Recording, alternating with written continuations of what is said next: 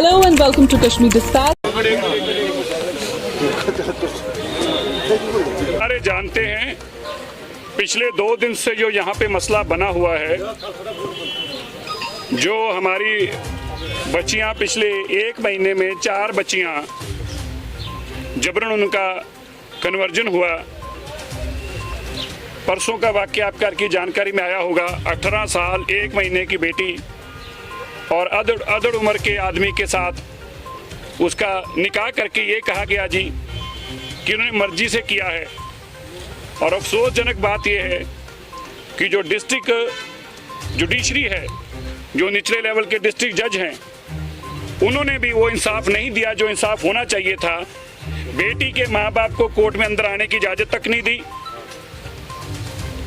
और जो वो अदउम्र का आदमी है उसके सारे रिश्तेदार कोर्ट के अंदर घुसा रखे ताकि बेटे के ऊपर और दबाव बनाया जा सके। और उसके बाद ये जस्टिफाई किया जाता है। ये किसी भी सूरत में हमारी कम्युनिटी को भी बर्दाश्त नहीं है। ये मसला किसी एक बेटी का नहीं है, ये मसला हमारा कौमी मसला है। इस मसले के अंदर दुनिया भर के हमारी कम्युनिटी के लीडर्स वर्ल्ड वाइड जो हैं, उन लोगों ने अपनी स्ट्रॉन्ग रिएक्शन दिया इसके ऊपर हमारे जथेदार अकाल तख्त साहब जो हमारी हाईएस्ट टेम्पोरल अथॉरिटी हैं, उन्होंने भी इसके ऊपर सख्त संज्ञान लेते हुए यहाँ के गवर्नर साहब को एक चिट्ठी भेजी है, जिसमें उन्होंने यह भी मांग की है हमारी बेटी तुरंत हमें वापस कराई जाए और ऐसा कानून भी लाया जाए जो जबरन हमारा धर्म परिवर्तन करने की कोशिश करते हैं, उनके खिलाफ सख्त कार्रवाई हो सके। हमें आज इस बात का अफसोस है, दुख है, आज हम लोग अकेले बैठकर ये प्रेस कॉन्फ्रेंस कर रहे हैं। काश अच्छा होता मेजॉरिटी के लोग भी हमारे साथ बैठे होते, वो इस बात का दुख जाहिर करते, खेद जाहिर करते कि जो बच्चियों के साथ हुआ है हम ऐसा अन्याय नहीं होने देंगे। मैं आप सब टीवी चैनल के माध्यम के लोगों से ये बताना चाहता हूँ, एक वो भी वक्त था, मैं आपको याद करना चाहता हूँ 2014 में जब यहाँ पर बाढ़ आई थी तो गुरुद्वारा बंगला साहिब से 50,000 लोगों का रोज खाना बनाकर हम खुद यहाँ लेके आते थे। श्रीनगर में फ्लाइट में खुद यहाँ मैं आता रहा हूँ इसी गुरुद्वारे में, वहां से 50,000 लोगों का खाना बनाकर लाते थे। जब देश के अंदर सिटीजन अमेंडमेंट एक्ट के तहत कानून लागू हुआ और यहाँ की मेजॉरिटी की बच्चियों ने ये खदशा जाहिर किया कि उनकी खतरा है और वापस अपने स्टेट में अपने घर आना चाहते हैं माँ बाप के पास, तब हमारे सिखों ने लाखों रुपए की टिकटें खर्च के 55 से ज़्यादा बच्चियां जम्मू कश्मीर में वादी में सुरक्षित उनके घरों तक पहुंचाई और खुद साथ में लेकर आए। आप लोगों ने उसको कवर किया, तब सब लोगों ने फोटो चलाई। मैं आज उन बच्चियों के माँ बाप से हाथ जोड़कर ये पूछना चाहता हूँ, आग्रह करता हूँ, मैंने वो वीडियो भी अपनी ट्विटर पर और फेसबुक पे शेयर की है। जब बेटी घर पे आई तो पिताजी कितने खुश हो रहे हैं, बेटी को भी गले मिल रहे हैं, और जब बच्ची बता रही है कि मुझे ये सरदार जी बचा कर लेके आए हैं, तब तो आप उस सरदार जी को भी गले मिल रहे थे। लेकिन आज मैं उन बच्चियों के पिता से पूछना चाहता हूं, हमने तो आपकी बच्चियों को अपनी बच्चियां समझा, लेकिन जब हमारी बच्चियों की बात आई तो आपको पराई क्यों लग रही हैं? आज यहाँ के कोई मुफ्ती, कोई मौलाना, कोई पार्टी जो हमारी यहाँ की पार्टियां हैं, उनके नुमाइंदे भी कोई हमारे हक में नहीं बोल रहा। क्या हम केवल यहाँ पे अकेले हैं? क्या हमारे रिश्ते जो नाम के हैं? क्या जो हम आपसी भाईचारे की बात करते हैं वो केवल नाम के लिए है? इसका मतलब ये बात को आज मान लिया जाए कि हमारे धर्म की बेटी जो हमारी थी, बस उसका बाकी धर्म के लोगों से वास्ता नहीं है। जो मेजॉरिटी कम्युनिटी है वो इसकी कोई चिंता नहीं करती। ये अच्छी बात नहीं है। हमने मानवता की सेवा के लिए अपना सब कुछ कुर्बान कर देते हैं। हम राह चलते की भी अगर कोई हमें दिख जाए, हम उसके लिए भी अपनी जान दे देते हैं। मेरे भाइयों, मैं आपसे भी कहना चाहता हूँ, आज दुनिया भर में हम शर्मसार हो रहे हैं। लोग हमें ताने कस रहे हैं, लोग हमें बेइज्जत कर रहे हैं, ये कह के और खिलाओ और जाओ इनके घरों और जाके साथ दो। क्या आप मेरे ट्विटर हैंडल पर देखें क्यों हम बेइज्जत हो रहे हैं? क्योंकि हमने मानवता की सेवा की और लोग हमसे ताने मान कर ये सवाल पूछ रहे हैं। अच्छा ना होता, आप बताइए मुझे, अगर इन कुर्सियों पे यहाँ की मेजॉरिटी के लोग हमारे साथ बैठे होते, जिनके साथ अपना सब कुछ साझा किया, हम अपना परिवार समझते हैं। आज वो लोग, इसका मतलब हो गया कि धर्म के नाम पर बटे हुए हैं। वो अपनी धर्म के नाम पर अपनी बात रखना चाहते हैं। उनको लगता है कि ये काम अच्छा हुआ है। बेटी बेटी है। जो लोग अपने घरों पे आज खुश हैं, मैं उनको ये याद करना चाहता हूँ, बच्चियां बच्चियां हैं।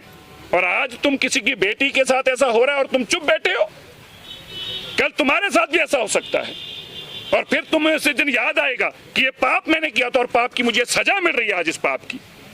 हम अपने आप को नहीं बदलेंगे। हम आपको ये भी बता देते हैं मेरे भाइयों, आज भी हम आपको जनतक तौर पर कह देते हैं, हमें जिसने गाली निकालनी निकाले, जिसने बुरा बोलना बोले। मेरे भाई, दोबारा भी तुम्हारी बेटी हमें सड़क पर दिख जाएगी, हम अपनी जान दे देंगे उसके लिए, हम फिर भी पीछे नहीं हटेंगे, अपने आप को नहीं बदलेंगे। मत सोचना कि हम अपने आप को बदल लेंगे, क्योंकि हमने अपने गुरु से यही सीखा है।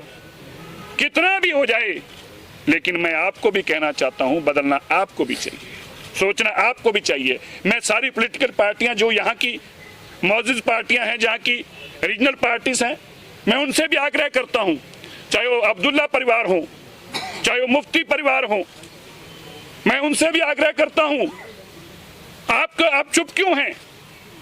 गुलाम नबी आजाद जी आप चुप क्यों हैं? फारूक अब्दुल्ला जी आप चुप क्यों हैं? जो मुफ्ती हमारी बहन है वो चुप क्यों हैं?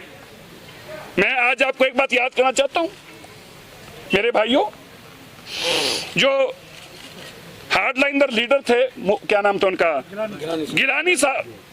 गिलानी साहब का पूरा नाम क्या है? सैयद गिलानी जी ने अखबार में इतना बड़ा बयान दिया था। सैयद गिलानी जी, आपने अखबार में बयान दिया था, ये सिखों ने हमें आकर, दिल्ली कमेटी ने यहाँ पे आकर लंगर की सेवा हमारे लिए की, जब हमें जरूरत पड़ी, हम इनके एहसानमंद हैं। अरे भैया, वो एहसान कहाँ है? गिलानी साहब, हम आपसे सवाल पूछते हैं, आज आप चुप क्यों हैं? आज ये लोग सब चुप क्यों हैं? मेरे भाइयों, ये पाप हुआ है, ये पाप हुआ है। और मत समझना ये पाप की सजा परमात्मा के घर में भी मिलेगी, जिन्होंने पाप में भागी बने हैं। और जुडिशरी के भी जो नीचे डिस्ट्रिक्ट जज हैं, वो भी इसकी हिस्सेदार बने हैं। कल मुझे एक वकील फोन करके कह रहा था, आप ऐसे जुडिशरी का नाम मत दीजिए, आप पे मुकदमा दर्ज कर देंगे। अरे मैंने कहा, यार हमारी बेटी, जब हमारी इज्जत नहीं रही मुकदमे से हम डरते हैं क्या? जेल में डाल दें, हम क्या डरते हैं? लेकिन गलत को गलत कहेंगे कहेंगे कहेंगे। हम उस जज के खिलाफ भी मिलेंगे। हमने आज चीफ जस्टिस साहब से भी टाइम मांगा है। जो निचली अदालत में जज ने बेईमानी की है, 18 साल की बेटी, और आप एक अधबड़े आदमी के साथ भेज रहे हैं। क्या आपकी आंखें में चश्मा नहीं है? क्या आपको दिखता नहीं है? बेटी के माँ बाप को अंदर नहीं घुसने देते? आप इतने बाइस्ड हैं?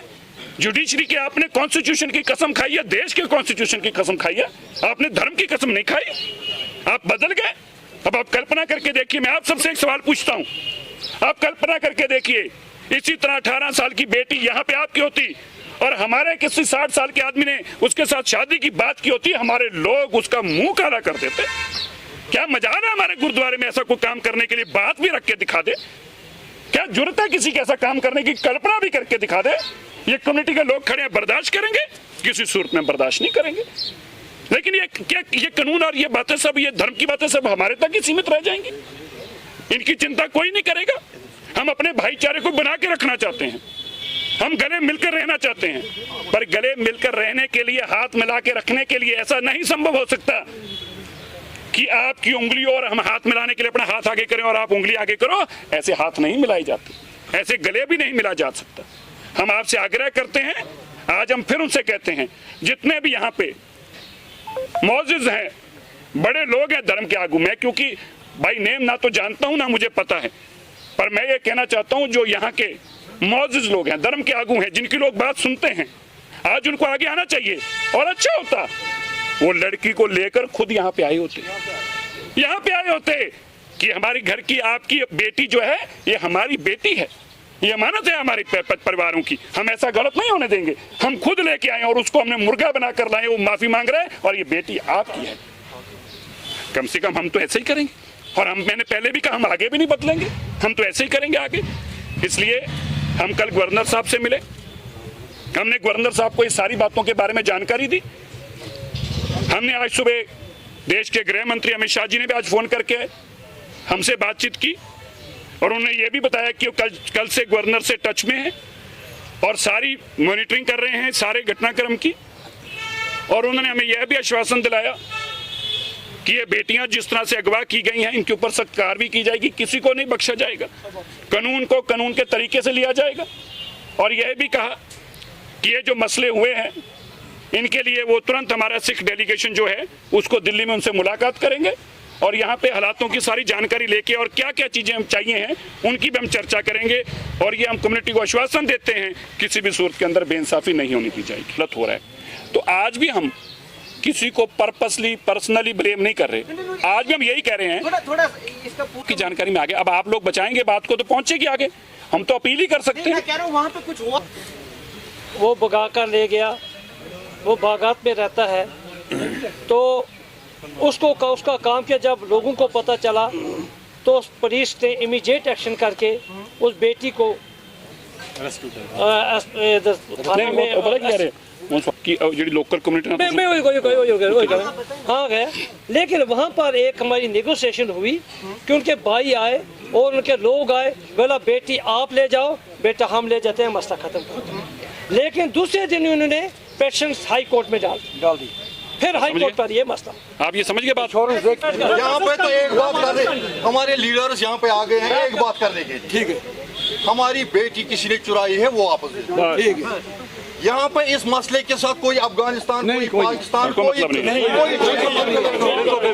एक बात मैं इनको वाज़ेह करना चाहता हूँ यहाँ पे। ठीक है, अगर किसी ने वो बेटी चुरा ली है, अगर किसी ने चुरा ली है, उसने इस्लाम के लिए नहीं चुरा ली है, उसने मुसलमानी के लिए नहीं चुरा ली है। ये उसका जात है। जिस तरह हर कम्युनिटी में हर घर में इस वक्त हर ब्लैक शिप होते हैं, कोई ब्लैक शिप है तो इसमें तो आपको चाहिए हम सपोर्ट। आप बोलिए हमारा सपोर्ट आप कैसे लेना चाहिए। बस यही है। मैं आपका मजहबी लीडर्स हैं आप 2 मिनट में बोल। जहाँ जितने मजहबी लीडर्स, चाहे वो मीरवाइज साहब है, चाहे वो रूहुल्लाह साहब है, अमीन साहब,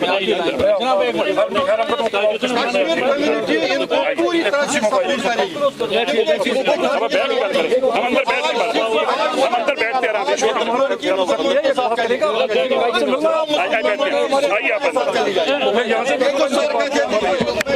मेहमान को है उनके पास आइए, अंदर बैठते हैं, सड़क पे क्या बात, अंदर बैठिए।